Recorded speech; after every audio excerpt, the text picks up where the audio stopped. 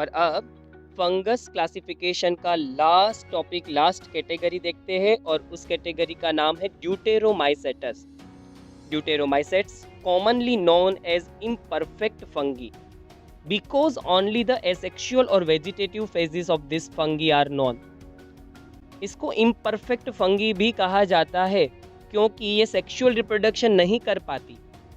ये सिर्फ और सिर्फ एसेक्सुअली या तो वेजिटेटिव रिप्रोडक्शंस के जरिए ही रिप्रोडक्शन करती है।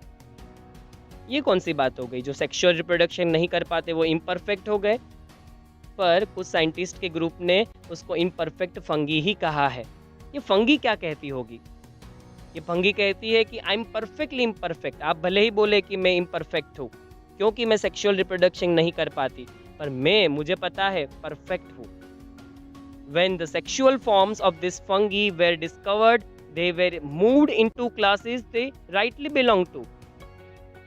इन्होंने कुछ ऑर्गेनिजम्स को ड्यूटेरोमाइसेटस में डाला था। बाद में पता चला कि उनके कुछ मेंबर सेक्सुअल रिप्रोडक्शन करते हुए दिखे, तो उनको वहां से उठा लिया गया और उनको डाल दिया गया एस्कोमाइसेटस में या तो बेसिडियोमाइसेटस में। It is also possible that the asexual and vegetative stage have been given one name and placed under deuteromycetes। मतलब जो फंगस सिर्फ और सिर्फ एसेक्सुअल और वेजिटेटिव रिप्रोडक्शन करती थी, उनका एक ग्रुप बना दिया गया और उनको ड्यूटेरोमाइसेटस में डाल दिया गया। जब उनमें से कुछ मेंबर्स सेक्सुअल रिप्रोडक्शन करते हुए दिखे, बाद में ये भी पता चला कि कुछ मेंबर सेक्सुअल रिप्रोडक्शन भी कर रहे थे, वो हमें पहले नहीं पता था, तो उनको उठा के कहाँ डाल दिया गया? दूसरे क्लासेस में। किसी को एस्कोमाइसेटस में डाल दिया, किसी को बेसिडियोमाइसेटस में डाल दिया गया।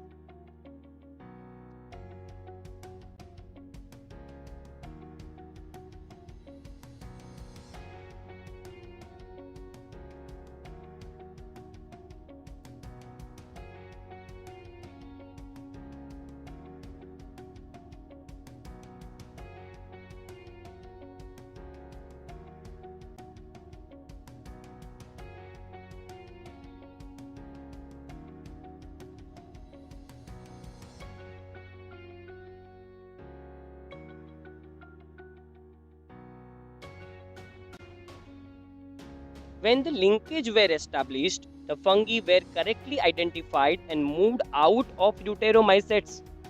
मतलब पहले जिन फंगस के ग्रुप को ड्यूटेरोमाइसेटस में रखा था, जब पता चला कि उनमें से कुछ ऐसे थे जो सेक्सुअल रिप्रोडक्शन कर रहे थे, तो उनको वहां से उठा लिया गया और कहीं और शिफ्ट कर दिया गया। Once perfect sexual stages of members of deuteromycetes were discovered, they were often moved to ascomycetes और बेसिडियोमाइसेटस। जब इनमें से कुछ मेंबर सेक्सुअल रिप्रोडक्शन शो करने लगे, तो कुछ को एस्को में शिफ्ट कर दिया गया और कुछ को बेसिडियोमाइसेटस में। The deuteromycetes reproduce only by asexual spores known as conidia। हम जानते हैं कि ड्यूटेरोमाइसेटस में फिलहाल वही फंगस मेंबर्स हैं जो सिर्फ और सिर्फ एसेक्सुअल रिप्रोडक्शन करते हैं, और उस स्पोर्स को हम कोनिडिया कहते हैं, या तो वेजिटेटिव रिप्रोडक्शन करते हैं। यहाँ पर मैंने आपको कोनिडिया दिखा रखे हैं अल्टरनारिया नाम के ऑर्गेनिजम्स के। द माइसेलियम इज सेप्टेट, इनका माइसेलियम सेप्टेट होता है और ब्रांच्ड होता है।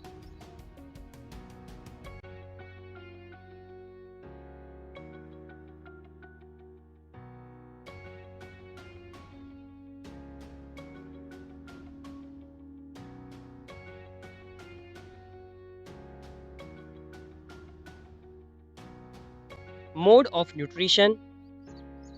Some members are saprophytes or parasites, while a large number of them are decomposers or litter and help in mineral cycling। इसका मतलब है ये सेप्रोफाइटिक है, डिकेइंग प्रोडक्ट्स पे डिपेंडेड है, ये पैरासाइटिक भी है इनमें से कुछ, मतलब इन्फेक्शियस एजेंट्स है, पर मेजोरिटी जो इसके मेंबर्स हैं वो मिनरल साइकिल्स को मेंटेन करते हैं क्योंकि वो डिकम्पोजर्स हैं, वो डिकम्पोज करते हैं ऑर्गेनिक मैटर्स को। मैंने यहाँ पर एक फिगर रखी है जिसमें आप देखिए लीफ के ऊपर इन्फेक्शन कर रखा है एक मेंबर ने, और अल्टरनारिया नाम का जो मेंबर है वो अल्टरनारिया कोलीट्राइकम, ये दोनों ड्यूटेरोमाइसेटस के मेंबर्स इन्फेक्शियस है और कह सकते हैं पैथोजेनिक है या डिजीज कॉजिंग है। पर आपको खास याद रखना है कि मेजोरिटी जो मेंबर्स है वो डिकम्पोजर्स हैं। इसका सबसे बड़ा जो रोल प्ले है इकोसिस्टम में वो ये है कि ये डिकम्पोजिशन प्रोसेस को करते हैं, जिस वजह से मिनरल्स वापस से एस्टैब्लिश हो जाते हैं सोइल के अंदर।